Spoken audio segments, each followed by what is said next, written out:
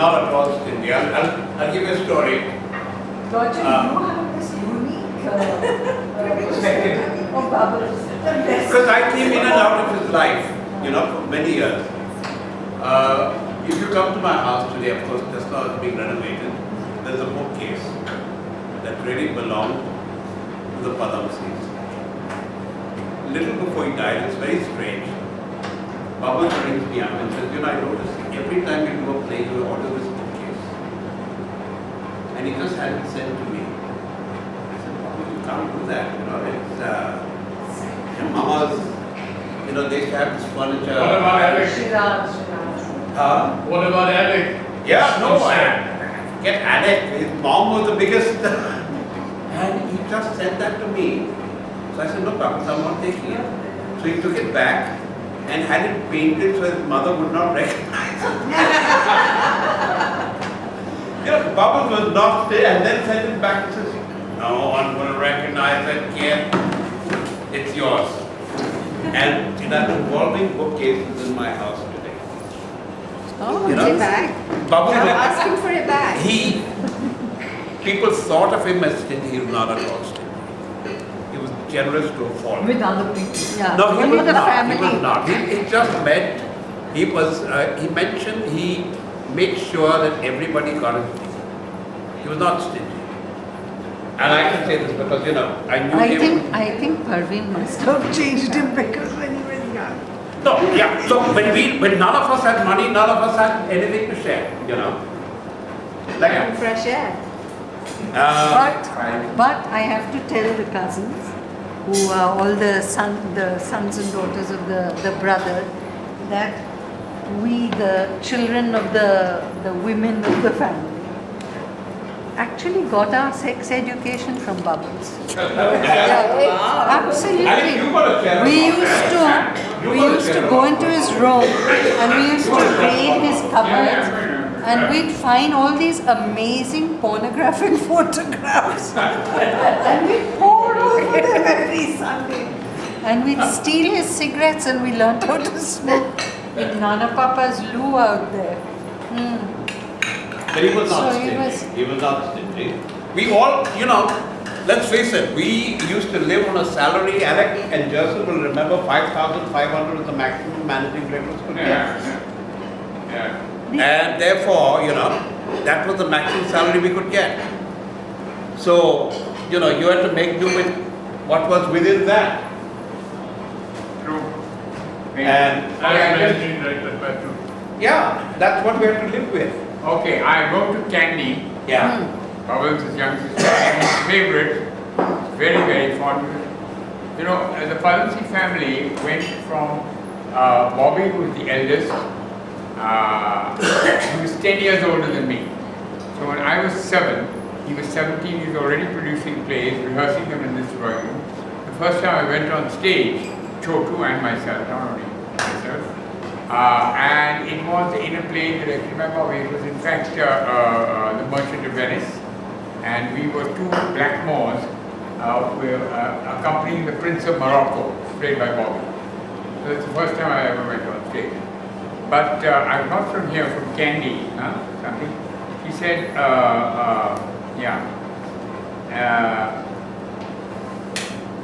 the only thing I can come up with about Bubbles, a story, I said, give me some stories about Bubbles and you, is that when we were young, we would always argue about who should get the marrow, the nalli, from the bones of the wet curry. It was called wet curry, dry curry for some reason in my house. I have no idea why it was called wet curry. It was a thinner curry and a thicker curry. Wet curry, dry curry. And,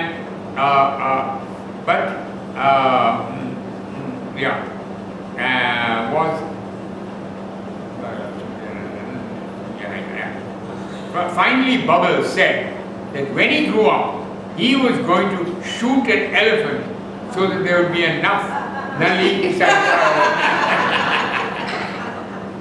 One other incident that comes to mind didn't actually involve me, but was that Mummy told Bubbles for several weeks to tidy his cupboard, but he never did it. So in desperation, she said she was going to cut his pocket money. He still would not tidy up. So she stopped giving him his allowance. After some months, she was surprised that his shirt seemed to be flush with money. Little did she know that the source of his newfound wealth was poker games with the boys every afternoon while she was in the office. In the end, she got disgusted and tidied up his cupboard. He's a very untidy person, Bubbles. But in the next flat, where which you know was given to me, my sister, we used to have the dining room. This dining table was in that room, and there was a small marble table on which we'd have breakfast every morning. Where's the horse? And There's- right here. Yeah, right here. We'd have breakfast, but that was in the afternoon converted into a gambling table. There was Bubbles, Mainly. and there was Teddy Omar, there was Bahuddin. I sent a letter to Bahuddin. Yeah, where is Bahuddin? Yeah, I know. I sent a letter to him. I don't know why he hasn't come. Then I was away. And there was a gang that used to meet there and gamble. You won't believe, from 2 o'clock in the afternoon to about 10 at night, non-stop. You never joined that? No, I'm not a gambler. Yeah. And I don't know. I think once or twice Sukhdev would come, or Chari would come. Chari, They were great guys. Chari, All right, yeah. Filmmakers. Meena Chitnis. Hmm? Meena Chitnis. Yeah, Meena Chutnis also, yeah. Yeah, Meena was a great gambler. And that was from Candy. And I can only tell you that as far as I'm concerned, I don't want to get sentimental because,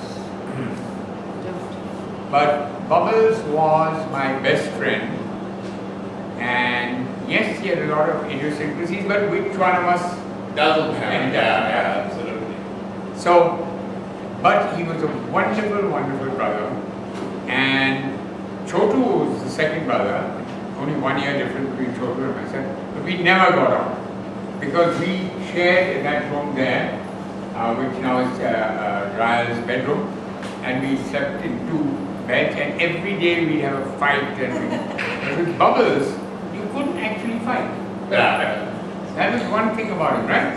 Yeah, You couldn't absolutely. fight with Bubbles. And therefore, Even his mom could fight with him. yeah. And therefore, he was a wonderful companion, and he listened patiently. He gave me some damn good advice about my life, about my plays. He was a wonderful, wonderful, wonderful friend. And I'll just tell you a little anecdote to lighten up the conversation. I remember 3 things about Bubble, and they all have to do with kissing. When Bubble was very young, one day, you know, the elder brother sort of patted him on the back. But now I think he's about 15 or 16. And I said, now you know you're grown up, and there'll be girls in your life, and so on. And I said, do you know how to kiss? So he looked at me, and I didn't know whether he said yes or he said no. I said, I'll tell you what, brother. You know, Pearl is my girlfriend, and I'm going to ask Pearl to teach you how to kiss. It's a real story. I'm not telling you. Yeah. So after I went to the theatre,